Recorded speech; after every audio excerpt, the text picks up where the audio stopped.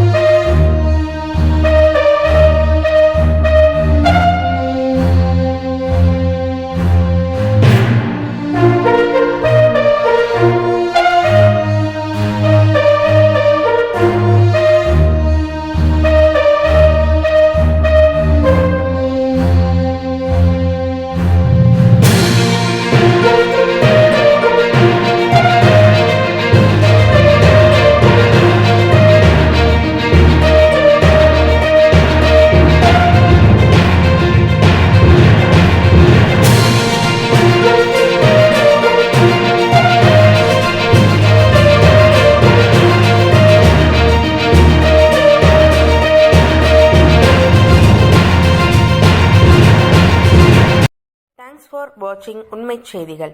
நெல்லை செய்திகளை உடனுக்குடன் தெரிந்து கொள்ள சேனலை சப்ஸ்கிரைப் பண்ணுங்க, லைக் பண்ணுங்க, ஷேர் பண்ணுங்க.